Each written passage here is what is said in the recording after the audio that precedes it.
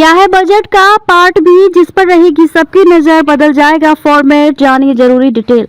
आज केंद्रीय वित्त मंत्री निर्मला सीतारमण केंद्रीय बजट पेश करेंगे। अनुमान है कि 1 फरवरी को पेश किया जाने वाला इस बार का बजट पिछले 7.5 दशकों से चले आ रहे तय फॉर्मेट से काफी अलग होगा। पारंपरिक रूप से बजट भाषणों में पार्ट ए पर ज्यादा ध्यान दिया जाता रहा है, जिसमें बड़े पैमाने पर वित्तीय घोषणाएं और संख्या वाला डेटा रहता है। वहीं पार्ट बी आमतौर पर संक्षिप्त नीतिगत बयानों और क्लोजिंग टिप्पणियों तक ही सीमित रहता है, मगर इस साल का प्रेजेंटेशन इस पैटर्न को पूरी तरह से बदल सकता है। क्या हो सकता है बदलाव? मीडिया रिपोर्ट्स के अनुसार उम्मीद है कि वित्त मंत्री निर्मला सीतारमण पार्ट बी का एक बहुत विस्तृत हिस्सा पेश करेंगी, जो उनके भाषण का मुख्य केंद्र होगा।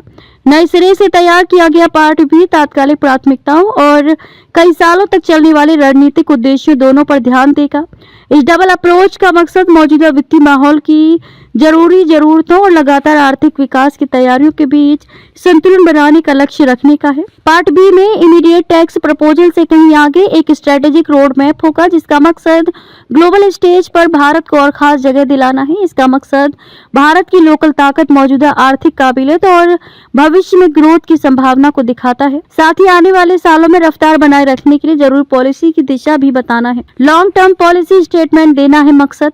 ये बदलाव ऐसे समय किया जा रहा है जब भारत अमेरिका द्वारा लगाए गए ऊंचे टैरिफ के बीच जियोपॉलिटिकल अनिश्चितताओं का सामना कर रहा है। सरकार विदेशी निवेशकों को भरोसा दिलाने के लिए बजट भाषण का इस्तेमाल करके एक लॉन्ग टर्म पॉलिसी स्टेटमेंट देना चाहती है। इससे पहले गुरुवार को संसद में पेश किए गए इकोनॉमिक सर्वे में स्ट्रक्चरल और साइक्लिक दोनों तरह के फैक्टर्स को संबोधित करके और स्थिरता, माइक्रो इकोनॉमिक मजबूती, लगातार ग्रोथ और मार्केट साइज के फायदों को बढ़ावा देकर देश के इन्वेस्टमेंट माहौल को मजबूत करने के लिए एक मल्टी प्रोंग स्ट्रेटेजी की बात कही गई है।